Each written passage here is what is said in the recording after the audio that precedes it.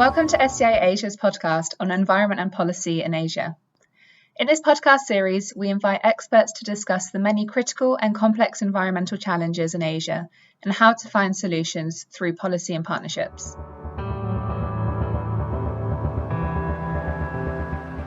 Hello everyone, I'm Charmaine from the Stockholm Environment Institute.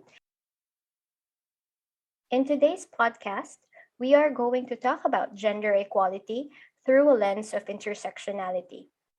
Our two guests for today will look at how the Asian region can re-examine environmental policy mechanisms that can hinder and trigger outcomes. I am joined by Ms. Ha Nguyen, who is a research fellow with the Gender, Environment, and Development Cluster at the SEI Asia Center. She has 15 years of experience in program design and management with a focus on gender and women's empowerment. Welcome, Ha, to the podcast. Thank you, Charmaine. It's my pleasure to be here. Also joined today by Mr. Teddy Baguilat, who was the former congressman for the Lone District of Ifugao from 2010 to 2019. He has also served as Ifugao governor and Kiangan mayor and councilor since the late 1990s. He has championed the cause of his native Ifugao tribe and all indigenous peoples as a lawmaker by proposing laws that protect indigenous peoples and community-conserved territories and areas. Teddy is an ally of the LGBTQIA community as a staunch advocate of the Anti-Discrimination Bill and SOGI and the Mother's Voice as the only male champion of the Expanded Maternity Act in Congress. Welcome, Teddy, to our podcast. Hi, Charmaine. Hi, Ha. Thanks for having me. I would like to ask Ha, before we dig deeper into our discussion, it would be great to clarify some terms.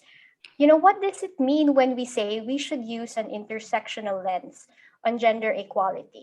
When we talk about gender equality, people tend to relate to the binary of woman and man, and the idea that women are treated unequal to men. But in reality, not all women are the same, neither are men. Within the country, women with well-paid job in city is regarded differently from women who spend their entire life working in the farm. And within the same community, women with high education tend to get more respect or higher social status compared to those with no or low education. So using intersectionality lens means we should not settle in the binary between women and men. We have to look into other social identities such as race, ethnicity, or sexual orientation, and so on.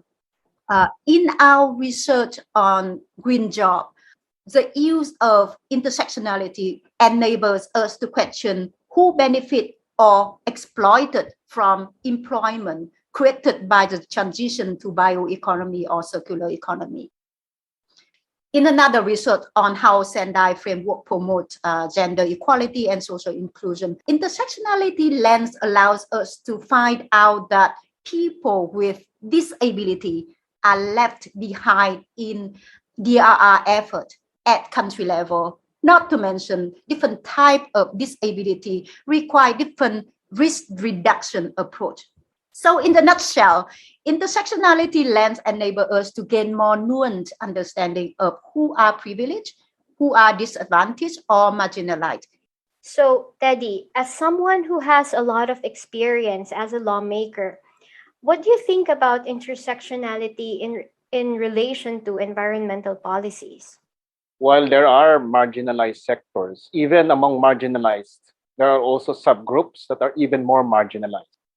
This could be indigenous peoples, rural women, children, of course. Like take the case of the reproductive health law, which we passed in the Philippines. It's really a rights law, addresses the needs of families, particularly women, in being able to decide for themselves, decide for their body.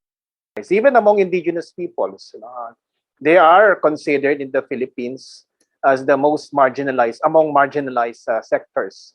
And while we do have the Indigenous Peoples' Rights Act, which is something that is revolutionary all over the world, in terms of implementation, in terms of enforcement, and in terms of general perceptions of Indigenous peoples in the Philippines, there's still a lot of discrimination and a lot of laws that need to be amended in order to protect their rights. No?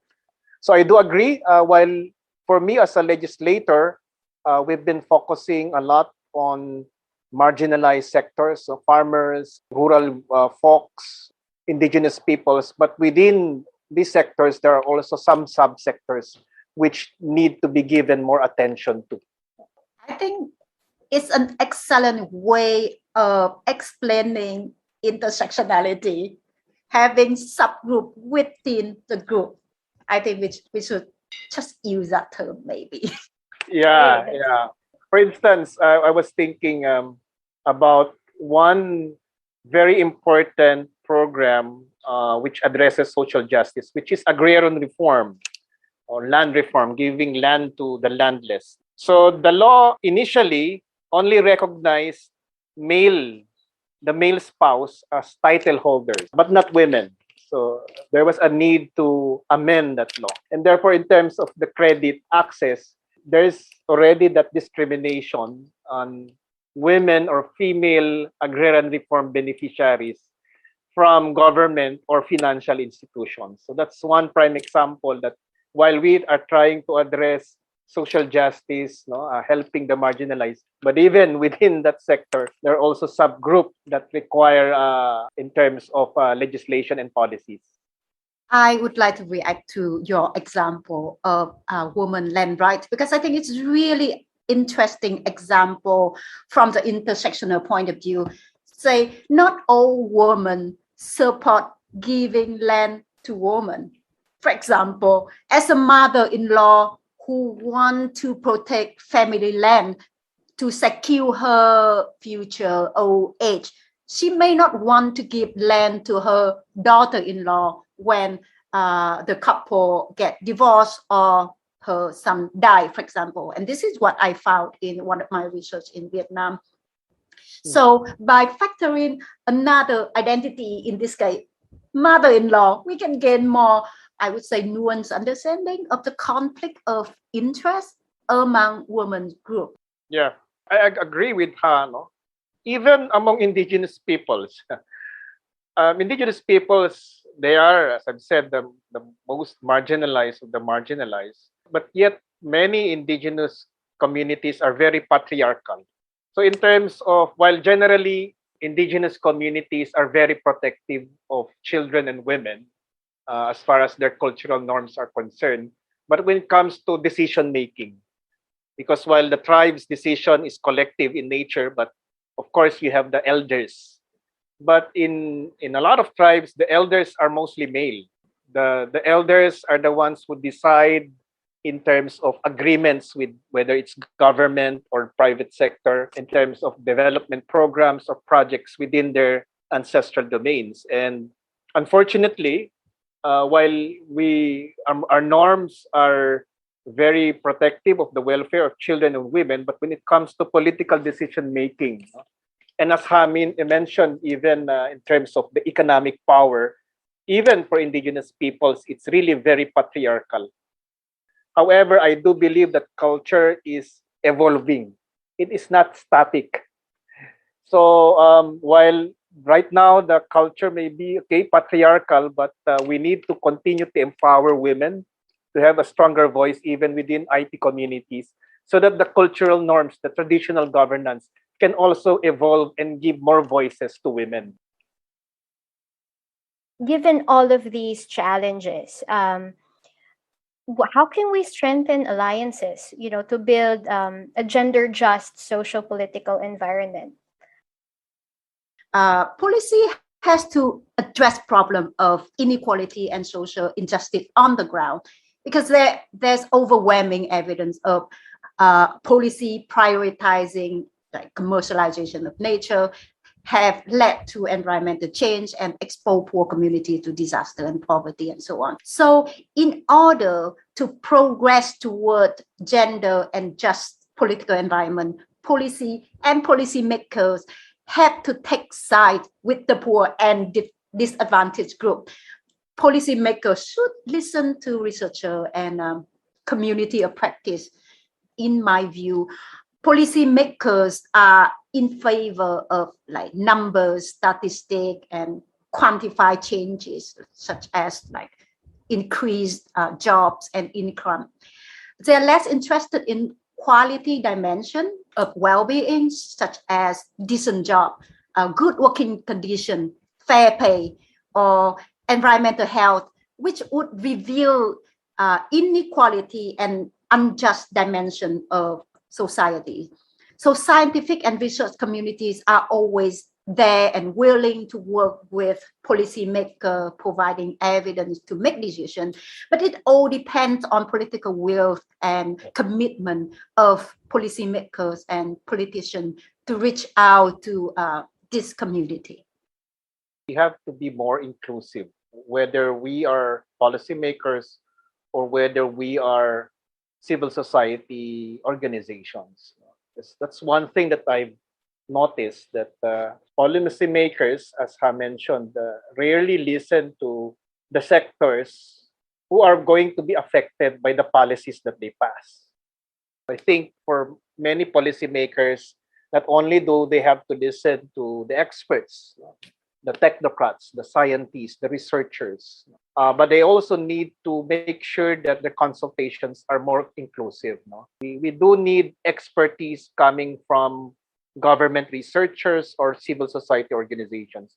In many of my environmental bills, they were drafted not by my staff or by myself, but by civil society network or by the academe. Some also got inputs from government researchers or even think tank. But after the drafting, what's very important, I think, is to talk to the sectors that will be affected by these environmental policies. So IPs, farmers, local governments, they are also very important, in other sectors. And likewise, on the other side, this is something that I've been emphasizing among civil society organizations, not to look at lawmakers or politicians as your enemies. While it's true that civil society and politicians have had some very, well, not so friendly relations in the past, even acrimonious relations in the past. But at the end of the day, civil society, if they want their policies or their advocacies to be promoted and to become law,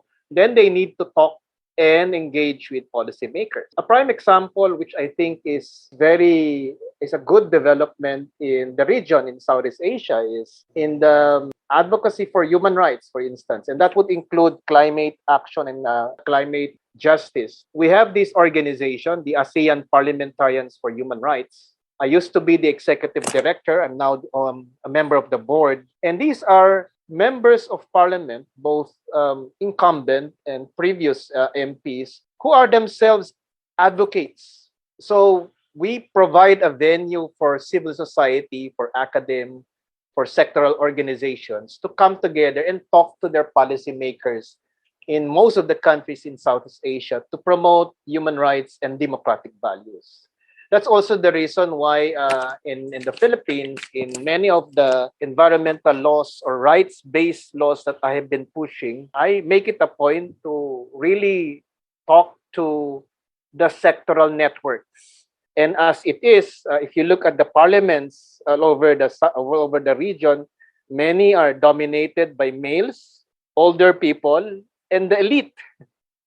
So that's why I think it's very crucial to be very inclusive in order to build a very strong alliance, for parliamentarians or congressmen like ourselves to talk to the sectors and the researchers and the academe. And likewise, on the other side of the fence, we should have also these advocates not being paranoid or unwilling to engage with politicians. Okay, Teddy, as a follow-up question on that, how can we be inclusive in practice when often there's one dominant knowledge or practice or culture and that actively exclude women from decision making. How can Indigenous peoples, especially women, what should they do or what can they do to enhance inclusiveness? You've mentioned that there's a male dominance in a lot of the conversation. We need to capacitate women to be more active in terms of the governance process within their communities. No? As I mentioned, the cultural norms are really quite patriarchal, but at the same time, IP communities have respect for women, no? and children. So it's just a matter of capacitating the women to know more about their rights under the Constitution or under the laws of the Republic, or even making sure that they use the same cultural norms of respect for women in order to be more active when it comes to the decision-making process. I think right now we have quite a number of empowered women in many indigenous communities. In fact, if you look at the leaders globally among indigenous communities, they are women. And so I think it's really just a matter of women also being able to assert their voice.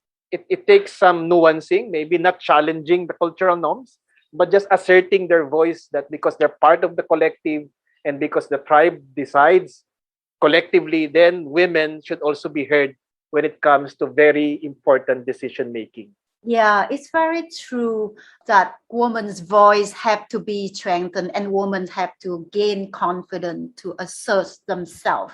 But there's also another dimension here, which is about the politics of knowledge. Who knowledge matter? Who knowledge count? The voices of local community, particularly women, are undermined. So in your view, how can the voices and the knowledge of disadvantaged group like indigenous community, particularly women within those indigenous community, get legitimized and recognized as solid body of knowledge? As a policymaker, would you have any advice?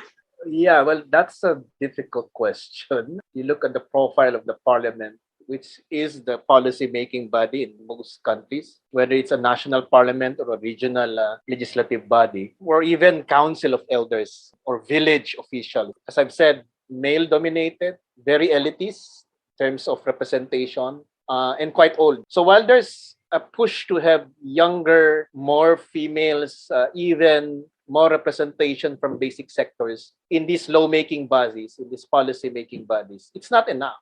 For instance, the Philippines and even in some Southeast Asian countries, the political powers are dominated by political dynasties. So they're the ones who make decisions and policies. It would be good, or it would be providential if some of these policymakers do listen to voices of women, voices of the marginalized. But more often than not, it's their interests that are protected. It's the status quo that remains sacred for many of these elite male-dominated policy-making bodies. So I think this is the reason why, even as we discuss about environment, about more progressive policies, there's also a need for us as constituents how to be more savvy in making sure that we elect representatives, because in many of the countries we have a representative democracy. So we elect representatives, but we have to make sure that in becoming a political constituency, we have to make sure that we elect representatives who will really speak and represent our ideals, or our issues. That's my experience as a policymaker. Yeah, I think that's the key, and that's a practical, very practical approach. I think my question is a little bit dreamy, but I think your solution is just the way it works. Thank you. I mean, that's a type of democracy that we are in right now. No, you have an elitist democracy, you have a representative democracy, and I hope that could change in the future, because, like, for instance, we're talking about climate action, we're talking about more progressive laws. So we have to make sure that if we are advocates for these rights, then let's make sure that we elect people who will represent these voices inside Parliament. Are we kind of targeting specific social categories when we try to frame environmental policies or even research around intersectionality? It's not about choosing social category to target or choosing social group to target. It is about understanding how people with certain social identity experience unequal treatment or violence or deprivation of basic human rights in a very specific context.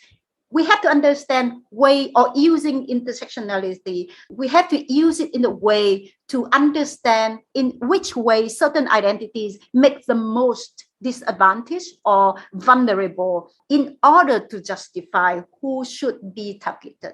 I guess that's something that policymakers have to also take into consideration when we do policy making. Normally, we just target sectors and talk about the general rights of sectors without really thinking about the subgroups or the more marginalized subgroups within these sectors.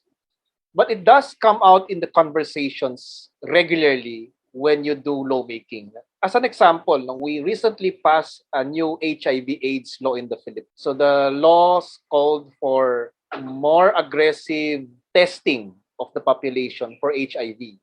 However, there was a push to provide in the provision that we segmentize the testing to, for instance, the LGBT community.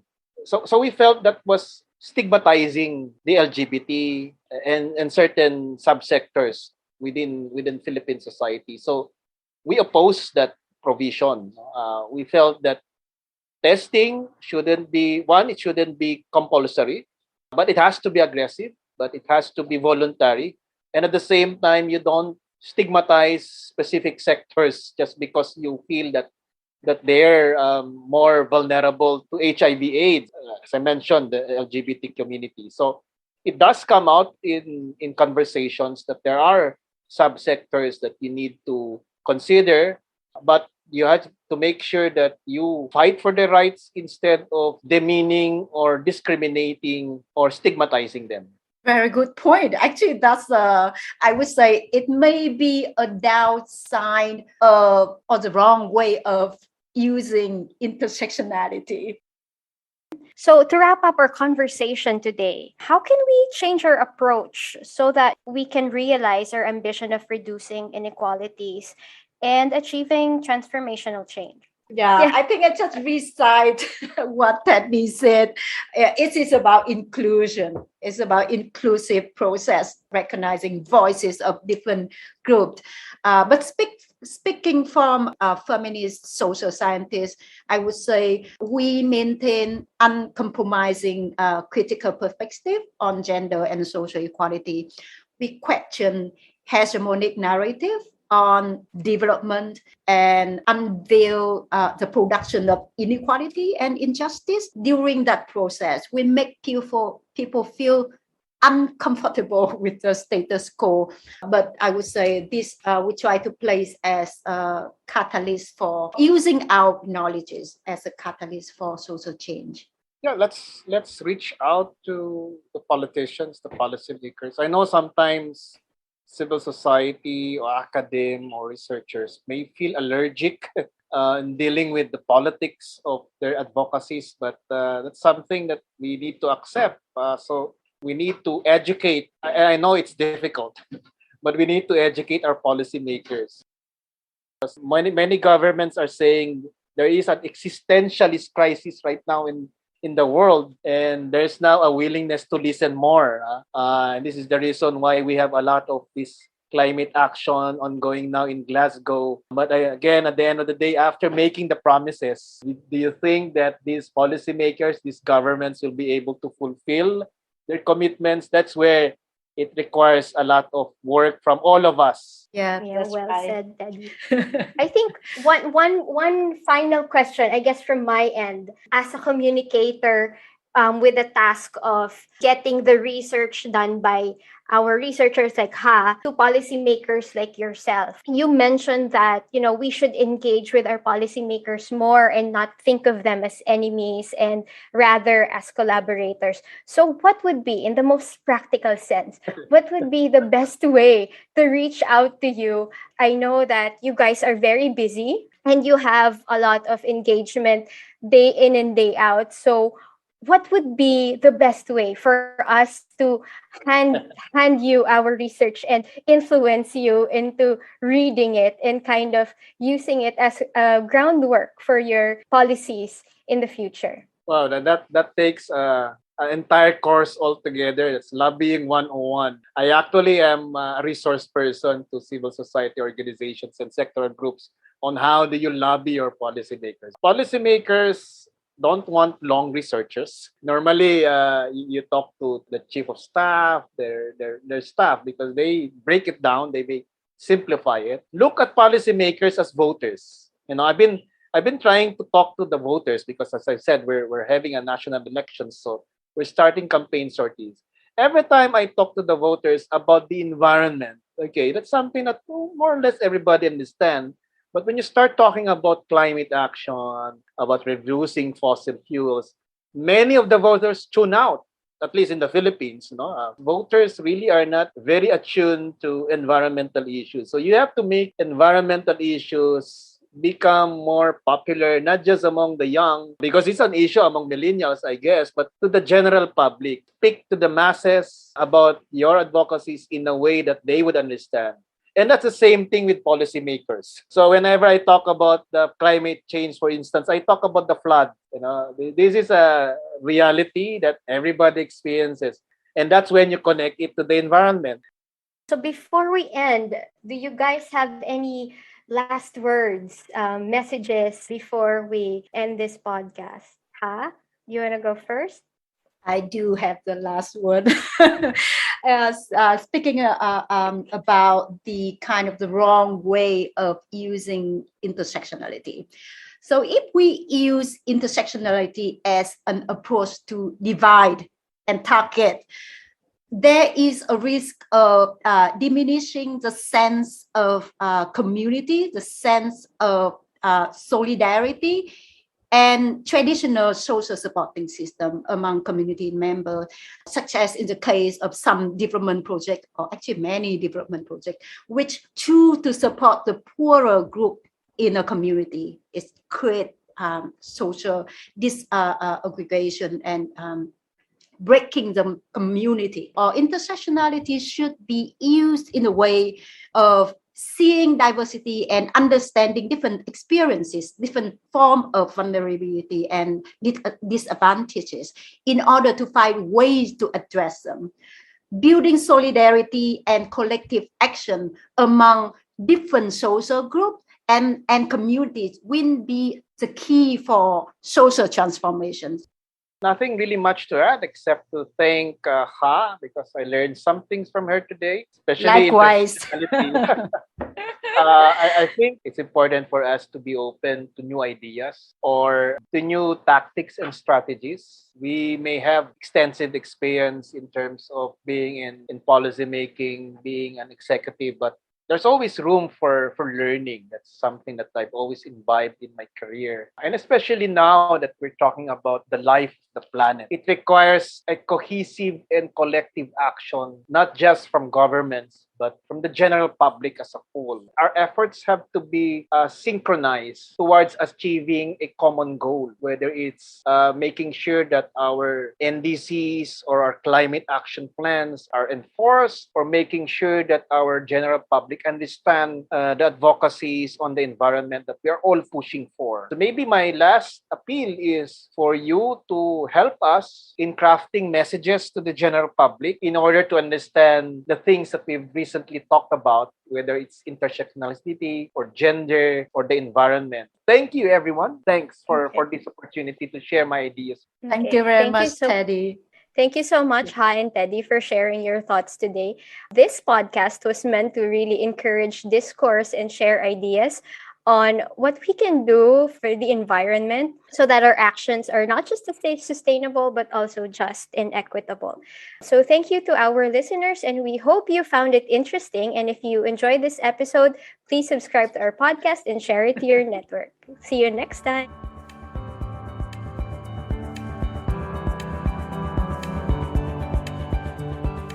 Thank you for listening to SEI Asia's podcast on environment and policy in Asia. For more information on these topics, guests, and our work, please visit our website on www.sei.org.